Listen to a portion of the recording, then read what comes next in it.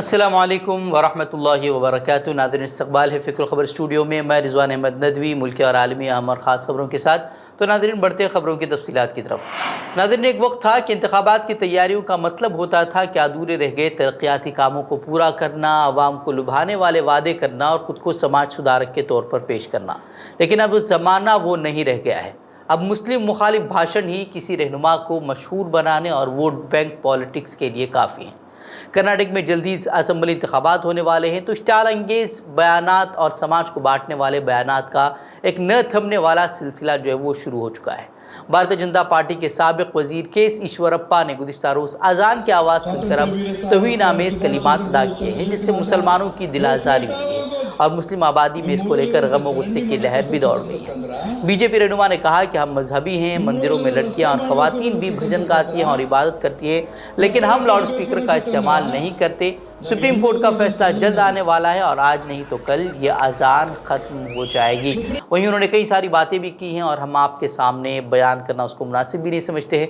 अगर आपको बातें सुननी है तो आप सोशल मीडिया पर या यूट्यूब पर उसकी वीडियो गर्दिश कर रही हैं, उनकी वीडियोस आप वहां जाकर देख सकते हैं। बहरहाल, उन्होंने इस मामले के बाद भी मुसलमानों की दिल आज़ारी पर माफ़ी नहीं मांगी, बल्कि उन्होंने उस पर सफाई पेश करते हुए उसे आम आदमी के जज्बात का नाम दिया। वही कर्नाटक के वजीर ईश्वरप्पा मुतनाज़ा बयानात के बाइस हमेशा से सुर्खियों में रहते हैं। हाल ही में उन्होंने टीपू सुल्तान को मुस्लिम गुंडा भी कह दिया था।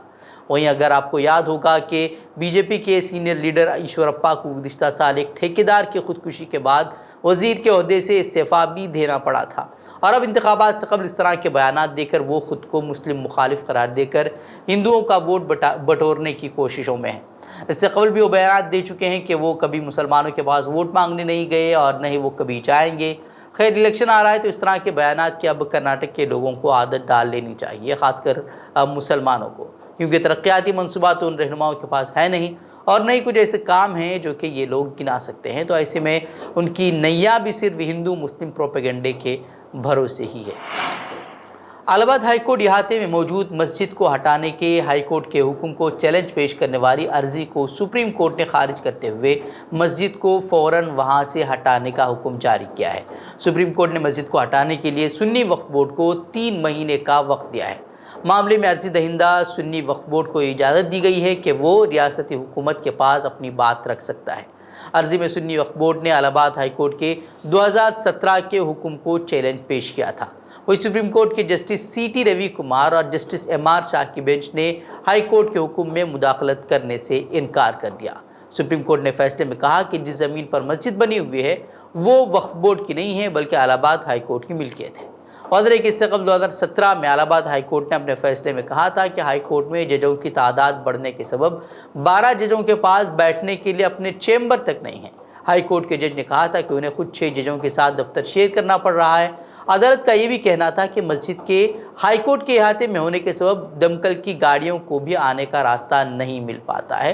वहीं इस बात को लेकर सुप्रीम कोर्ट में मुस्लिम फरीक के वकील ने कई दलीलें भी दी और कहा कि सिर्फ मस्जिद से ही दमकल की गाड़ियों को तकलीफ क्यों हो रही है, दूसरी चीज़ें भी वहाँ मौजूद हैं, उन्हें हटाने का हुक्म क्यों नहीं दिया जाता। इस तरह की बातें भी कही, लेकिन अदालत ने इन सब बातों को नहीं सुना और 3 महीने में जो है वो मस्जिद हटाने का हुक्म दे दिया और हाई कोर्ट के हुक्म में मुदाखलत करने से इनकार कर दिया।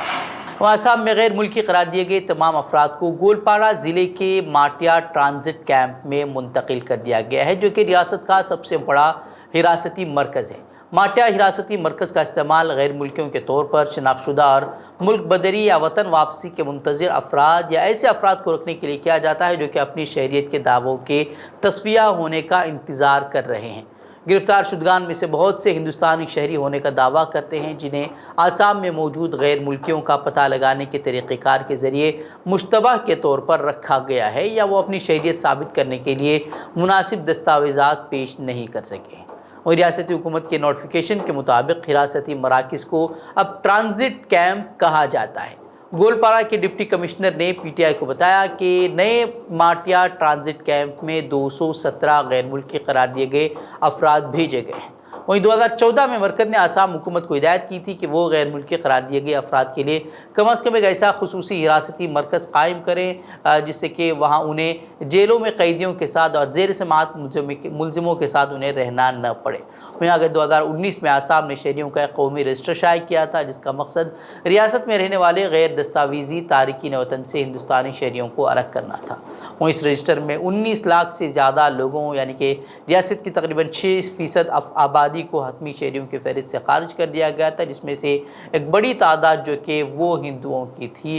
जिसके बाद बीजेपी हुकूमत ने ख़ुद ये कहा कि वो इस जो है कौमी रजिस्टर यानी कि NRC को वो तस्लीम नहीं करती और उन्होंने कहा कि इसमें खामियां, हालांकि ये सुप्रीम कोर्ट के ज़ेर निगरानी की गई थी। मरकज़ी हुकूमत पर जांच एजेंसियों के गलत इस्तेमाल का इल्ज़ाम लगता ही रहा है। गुज़िश्ता दिनों कई रहनुमाओं के घर ED और CBI के छापे पड़े थे। उसके बाद गुज़िश्ता रोज़ जो है नायब वज़ीर आला बिहार के नायब वज़ीर आला तेजस्वी यादव के घर पर भी छापामार कार्रवाई की गई थी। वहीं अब तेजस्वी यादव ने दावा किया है कि दिल्ली की न्यू फ्रेंड्स कॉलोनी में उनके घर पर ED का छापा सिर्फ 30 मिनट तक जारी रहा था और टीम को उस दौरान कुछ भी नहीं मिला। वहीं तेजस्वी यादव ने कहा कि हमने उनकी मेहमान नवाजी भी की। उन्होंने कहा कि जब ED के एहलकार उनके घर छापा मारने आए तो उन्होंने आधे घंटे में तलाशी मुकम्मल कर ली। तलाशी ख़त्म होने के बाद जब उनसे कहा गया कि वो घर से चले जाएं तो उन्होंने कहा कि उनके पास आला हुकाम की तरफ से घर में मज़ीद रहने को कहा गया है ताकि छापे की खबर दिन भर चलती रहे। इस तरह का दावा जो है वो तेजस्वी यादव ने अब किया है। वहीं बता दें कि अपोजिशन रहनुमाओं पर लगातार छापामार कार्रवाइयाँ की जा रही है जिससे कि अपोजिशन रहनुमाओं की कि ये इल्ज़ामात साबित हो जाते हैं कि ये ED और जांच एजेंसियाँ जो है वो हुकूमत की स्क्रिप्ट पर काम कर रही हैं। 600 करोड़ से पहले 8,000 करोड़ का हिसाब तो दे दें। 2017 में सेम इसी तरीके से स्टाइल में इन लोगों ने किया था। 8,000 करोड़ का क्या हुआ? कुछ नहीं है। लोग कह रहे थे कि मेरे पास से कितना खजाना मिला है, ठेंगा मिला है, चुनौती दे रहे हैं। मेरे पास से ठेंगा मिला है, सीजर लिस्ट जो है जारी करे या हम जारी कर देते हैं। ये प्रचार, झूठा प्रचार इस तरह से कर रहे हैं जैसे पता नहीं असल अदानी हम ही हैं। मतलब CBI ED या तो कंफ्यूज हो गई या मेरा शक्ल अदानी जी से मिलता है क्या? वाराणसी की अदालत ने 23 साल पुराने मामले में कांग्रेस के सीनियर रहनुमा रणदीप सुरजेवाला के खिलाफ सख्त मौक़िफ़ इख्तियार किया है। अदालत ने पीर को रणदीप सुरजेवाला के खिलाफ गैर ज़मानती वारंट जारी किया है। दरअसल 23 साल कबल वाराणसी में कांग्रेस के जरिए मुनाक़िदा एहतजाज के दौरान सुरजेवाला समेत कई लोगों के खिलाफ मुकदमा दर्ज किया गया था। दरअसल सन 2000 को इंडियन यूथ कांग्रेस के उस वक्त के कौमी सदर रणदीप सुरजेवाला और रियासती सदर के कारकुनान कमिश्नर के दफ्तर के अहाते में ज़बरदस्ती घुस गए थे और वहाँ उन्होंने एहतजाज करते हुए हंगामा किया था और उस वक्त जो है पुलिस ने सुरजेवाला और गोस्वामी समेत कई रहनुमाओं को गिरफ्तार भी किया था। वहीं इस मामले में पीर को इल्ज़ामात तय करने पर समाअत होनी थी, लेकिन सुरजेवाला ने पार्लियामेंट की कार्रवाई का हवाला देते हुए अदालत से दूसरी दिन की तारीख देने की अपील की थी, लेकिन अदालत ने उनकी दरख्वास्त मुस्तरद करते हुए उनके खिलाफ गैर ज़मानती वारंट जो है वो जारी कर दिया है। मध्य प्रदेश की कानून साज़ असम्बली में BBC के खिलाफ गुजरात फसादात पर मबनी दस्तावेजी फिल्म के मामले में मजम्मती तहरीक मंजूर की गई है। बीजेपी जमात की जानिब से BBC के खिलाफ पेश की गई मजम्मती तहरीक को कांग्रेस की हिमायत नहीं मिली, उसके बावजूद उसे मुकम्मल अक्सरियत से मंजूर कर लिया गया। बीजेपी रुकन असम्बली शैलेंद्र जैन ने ऐवान से BBC के खिलाफ मजम्मती तहरीक लाने की इजाज़त मांगी थी। उसे मध्य प्रदेश कानून साज़ असम्बली के बजट इजलास की कार्रवाई के दौरान बीजेपी के MLA शैलेंद्र जैन ने मुतारिफ कराया। इस दौरान उन्होंने कहा कि BBC के खिलाफ कानूनी कार्रवाई की जाए, साथ ही कांग्रेस ने उसे जमहूरियत का गला घोटने की कार्रवाई करार दिया है।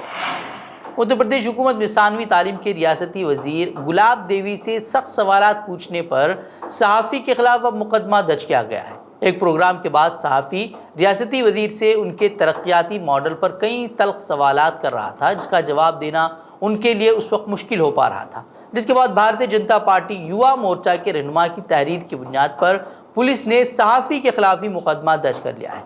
इस दौरान सहाफ़ी का वीडियो सोशल मीडिया पर वायरल हो रहा है। के बाद भी आप इस गांव में दोबारा नहीं आई थी।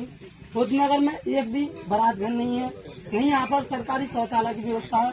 आप बताइए आप इसके बारे में क्या करोगे? भाई सुनिए, आप अपना प्रचार कर रहे हैं, समस्या रखिए। समस्या केवल एक समस्या, क्योंकि यहाँ पर ये एक तो नहीं बताइए, आपने आप प्रचार कर रहे जी हैं मैम, अपना, एक बात क्या बताइए। समस्या रखवा रहे हैं? आपने ये कहा था, अभी आपने कहा था कि अगर आप लोग खुद नहीं बताओगे, मीडिया की तरफ पूछो कि विभाग का काम कब तक करोगे, जो आपने कहा था। वहीं समाजवादी पार्टी के कौमी सदर अखिलेश यादव ने इस मामले को लेकर एक ट्वीट के जरिए बीजेपी को निशाना बनाया है। अखिलेश यादव ने एक ट्वीट में लिखा कि संभल में बीजेपी हुकूमत की वजीर गुलाब देवी ने तरक्की के मामले पर सवाल पूछने पर सहाफ़ी को जेल में डाल दिया है। बीजेपी हुकूमत में गैर एलानिया इमरजेंसी और आमिरियत नहीं तो और क्या है, इस तरह का सवाल अखिलेश यादव ने उठाया है। सुप्रीम कोर्ट ने पीर को हमजिन्स परस्तों की शादियों को कानूनी तस्लीम करने की दरखास्तों को आईनी बेंच के हवाले कर दिया है।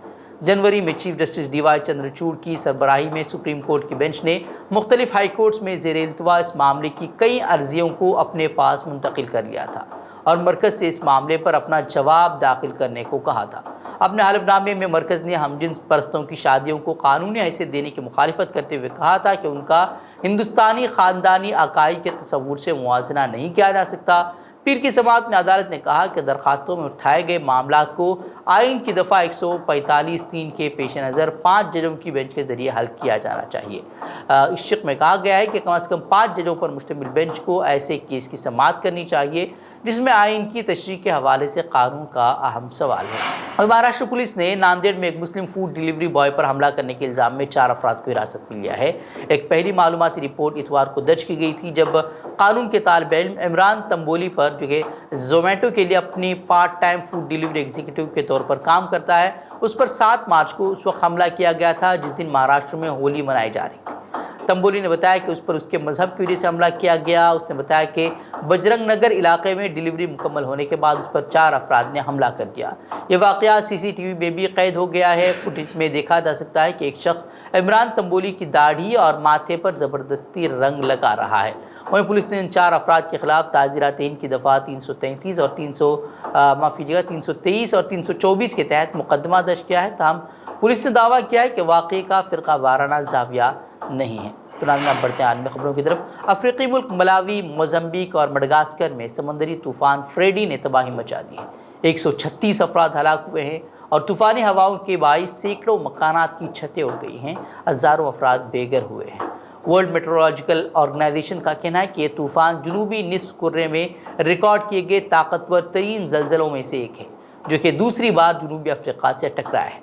तूफ़ानी बारिशों ने हफ्ते के रोज़ बस्ती मोज़म्बिक को बुरी तरह से घेरे में ले रखा है, जिससे सैकड़ों इमारतों की छतें उड़ गई। उसके बाद मलावी की तरफ अंदरूनी मुल्क जाने से पहले बंदरगाह के गिर्द इस तूफ़ान की वजह से बड़े पैमाने का सैलाब भी आया है, जहां ये तूफ़ानी बारिशों का सबब भी बना और इसकी वजह से लैंड स्लाइडिंग भी हुई है, जिससे कई सारे लोगों की जो है वो मौतें वाक़ हुई। बैनुल-अक़वामी मार्केट में सोने की कीमतों में इजाफा दर्ज किया जा रहा है, लेकिन मुत्तहिदा अरब इमारात में तारीख़ी कमी रिकॉर्ड की गई है। मुत्तहिदा अरब इमारात में सोने की कीमतों में तारीख़ी यानी कि 4 दिरहम फ़ी ग्राम तक कमी हुई है, जबकि मज़ीद कमी का भी इम्कान ज़ाहिर किया जा रहा है।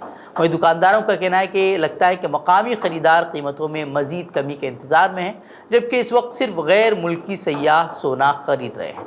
ताहम उम्मीद है कि कीमतें मज़ीद नीचे आएंगी और ग्राहकों की तादाद में भी इजाफा होगा। पाकिस्तान के साबिक़ वज़ीर-ए-आज़म इमरान खान पर गिरफ्तारी की तलवार लटक रही है और उन्हें आज गिरफ्तार किया जा सकता है, इस तरह की बातें कही जा रही थी। इसी दौरान अब यह खबर सामने आई है कि कोर्ट ने अब उन्हें 16 मार्च तक उनकी गिरफ्तारी पर रोक लगा दी है और उन्हें इससे एक बड़ी राहत मिली है। दरअसल लाहौर में हाई वोल्टेज ड्रामा भी देखने को मिला। अदालत की जानिब से उनके नाकाबिल ज़मानत वारंट जारी होने के बाद इस्लामाबाद पुलिस की एक टीम हेलीकॉप्टर के ज़रिए लाहौर में इमरान खान के घर पहुँच गई। पुलिस इमरान खान को गिरफ्तार करना चाहती थी, लेकिन लाहौर में इमरान खान की रिहाइशगाह पर पुलिस पहुंचते ही इमरान खान के हामी बड़ी तादाद में जमा हो गए।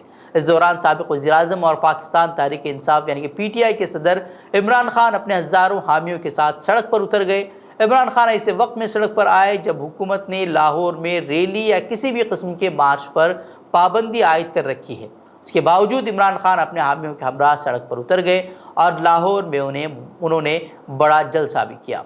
तो नाज़रीन, खबरें मज़ीद खबरों के लिए आप हमारे वेबसाइट www.fikrkhabar.com की तरफ रुख कर सकते हैं। वीडियोज़ के लिए हमारे YouTube चैनल को सब्सक्राइब करें। नाज़रीन, इजाज़त दें। अस्सलामु अलैकुम व रहमतुल्लाहि व बरकातुहू।